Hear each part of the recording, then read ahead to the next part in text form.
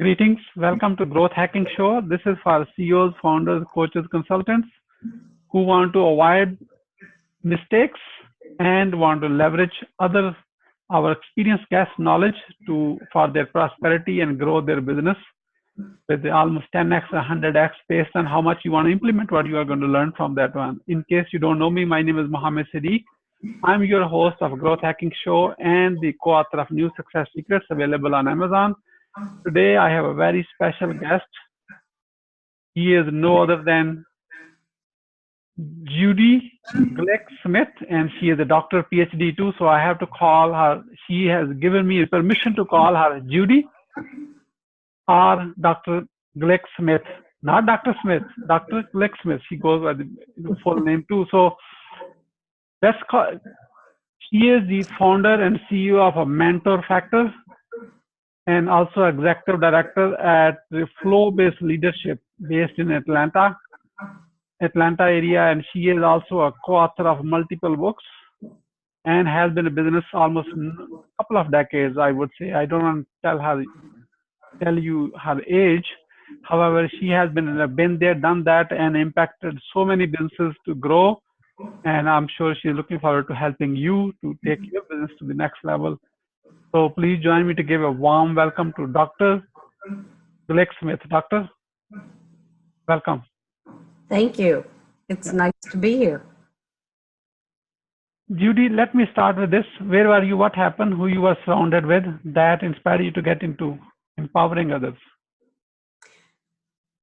It's a loaded question. I got started early in the tech world in 1980. As a programmer and evolved into being an entrepreneur. I had my own technical consulting business for 16 years in Dallas, Texas. I closed that business in 2003 and decided to go back to school to get a PhD. My PhD is in transformative studies. It was a transdisciplinary degree that allowed me to look at an area of inquiry that from any angle. And my area of inquiry was how people make decisions. I had seen so many bad decisions made in the tech world that I wondered, why do companies do what they do? Through an interesting series of synchronicities, I landed in looking at critical decision-making in the fire service. I had found this concept of flow in the world of positive psychology. Flow is that place where you're doing what you love and time sort of morphs and you are happy and content and confident, and people call it being in the zone or bringing your A game. And my firefighters got it. And I studied how I wanted to know if being in a flow state facilitated decision making. And what I discovered was, yes, it does, but only if you've had the right experiential training and the right experience. So that set me, I had started a new business, Mentor Factor, in 2006, primarily to coach other people in owning their own business and to also continue my work in the tech world. I had a business that had 25 people in it, and I had, after 9/11, had to lay them all off within an 8-month period of time. And I really didn't want to hire other people at that point in time. And so that's a lesson that I learned. And I'll talk a little bit more about that in a little bit. But going back to school, having Mentor Factor and doing coaching with people in terms of their lives, life coaching, career coaching, and business coaching.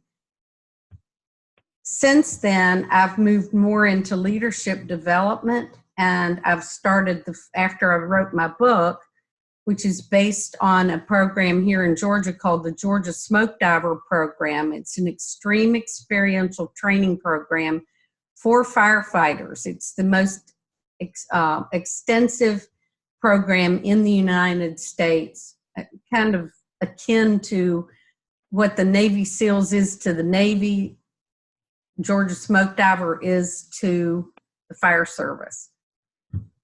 And I've been following them for the last 8 years. And I codified their leadership model and presented it in my book, Flow-Based Leadership. So that kind of brings you to my current day. Wonderful. That is amazing. Thank you so much for sharing it. So you've been there, done that.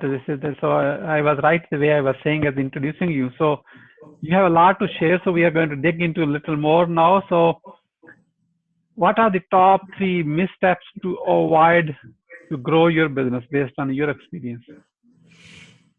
I think where people get really stuck is in not having purpose. They either forget their purpose, they haven't defined their purpose, and then if you don't have purpose, you can't communicate that to the people who are going to work for you. You can't communicate it to your customers. And there's not this outward focus that's going to say to the customer, I can provide you with value. So when you become, and then that leads to complacency. If you're not getting any results, you get complacent. Or the other side of that is you're making so much money, you think it's going to come forever, that is the way it's going to be. I went from making multi-millions to making nothing overnight. And it was heartbreaking, depressing, and it took me down so fast, I can't even tell you. You tend to think it's always going to come in, that it's always going to be there, and then you get, I don't know if it's a greed factor, I don't know what it is, but people stop innovating. They think what they're doing is working. That's what happened to Blockbuster. They quit. They thought that their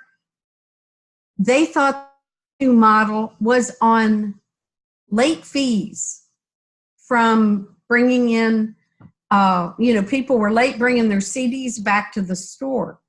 So and what happened was Netflix blew them out of the water. They no longer exist. Blockbuster is dead. So you have to continue to innovate. So I don't know if I gave you 3 there or not. Yeah. But the other thing is you need to hire the best people. And when you don't provide those people with the right tools and the processes, that will take you down also. If you tell people, I want you to go in this direction, I want you to go down in this direction, and nowadays people are saying, let's go in this direction and go really fast. But then you give them old equipment or equipment that's inadequate, they get frustrated, and people want to go home at the end of the day feeling like they have contributed to the work of the organization. So you have to provide your people with the right tools. Very, very great insights. So let's switch the side now. So what are the top 3 success secrets to grow your business then? The first one is to lead by example. You want to model the behavior that you want to see in your people. In flow, one of the characteristics of flow is that you are working outside yourself. There is a loss of sense of self. That means if you're going to have a flow-based organization. You as a leader have to work in flow as much as possible. And that means you need to know who you are at your core. That way you will model the behavior you want for your people. The second thing is to articulate and communicate your purpose. Again, people want to go home at the end of the day knowing that what they did is for the purpose of the organization to succeed. All you got to do is give that. People will come forward for you. Other people will make you successful. And the third thing is to hire the very best people you can find, better than you at what their jobs are. You can't be everything. You have to recognize that you have a certain skill set and other people have other skill sets. And if you want to be, an organization has many, many facets to it. You want to hire the best people, pay them a living wage, give them the tools they need, create your purpose and articulate it, give them the tools, and they will make it happen for you. Wonderful, wonderful. Lead by examples. Lead by example. And communicate your purpose clearly so that everyone is on board, and hire the people smarter than you. That's right. That's right. So you don't have to be the smartest person in the room. That's right. You along, everyone. Okay, wonderful. Thank you so much. That's a great wisdom.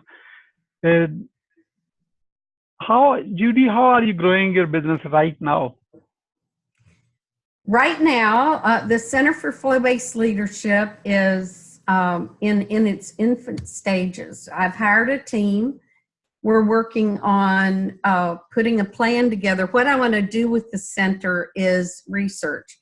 I want to identify metrics around flow-based leadership. So I'm looking for research projects that we can do to start developing metrics around this. So we've got the plan for that. I'm also planning for a new book. I'm writing a proposal for another book. Once we get that plan in place, we can start executing the plan. That's where the center is. As far as mentor factor goes, I continue to work in tech. I do consulting in various capacities, whether it's business analysis, documenting systems, documenting processes, that kind of thing. So I'm kind of going down two paths at the moment so that we can get the center up and running. Diversifying your options. Yes. Yes. Wonderful. Wonderful. How the Growth Hacking Show community, people who are watching it right now, can support you, Judy? I am looking for speaking opportunities. I spoke at OSHA. I was a featured speaker at OSHA's Oil and Gas Safety Conference in December. I'm looking for big opportunities like that to do speaking. I'm trying to get the word out on this as fast as I can and to as many horizontal industries as I can find. So I'm looking for speaking opportunities. I'm also looking for companies who are willing to let me come in and do research on implementing a flow-based organization. And kind of being guinea pigs is what I would like to find. And I'm also looking for people to interview and preferably people who are at mid to higher levels in order to support my ideas and my flow-based leadership model. I know it works in Georgia Smoke Diver. They have sustained themselves since 1978 with this model. I know it can work in corporate organizations, but I would like to be able to say, yes, here are the examples of that. Wonderful, wonderful. So you are watching this right now. You heard directly from Judy how you can. She needs your help. So if you are in a position to connect with Judy and say hello to her and maybe open up the conversation on that topic. So here is a LinkedIn profile. You can actually connect with her on LinkedIn directly. Here's the mentorfactorinc.com and also flowbasedleadership.com. So, and here are the books. You can see it all is endorsed by Forbes in 2017. So Judy, I really appreciate. Thank you so much. And what would you say as a final word? McKinsey did a study, a longitudinal study, and they published the results in 2017 that showed that when people work in flow, they called it peak performance, which is synonymous. When people work in flow, they are 5 times more productive. It behooves us to facilitate everybody working in flow in the organization. And I can help people learn how to do that. Wonderful. Identify your flow and keep going. So thank you so much, Dr. Glick-Smith, for sharing your wisdom with us today on the behalf of Growth Hacking Show community and our entire team. We really appreciate you. This is Mohammed Siddique signing off from Atlanta, Georgia, wishing you good luck, good sales. I do hope our paths cross again with another amazing guest. Until then, all best wishes. Thank you.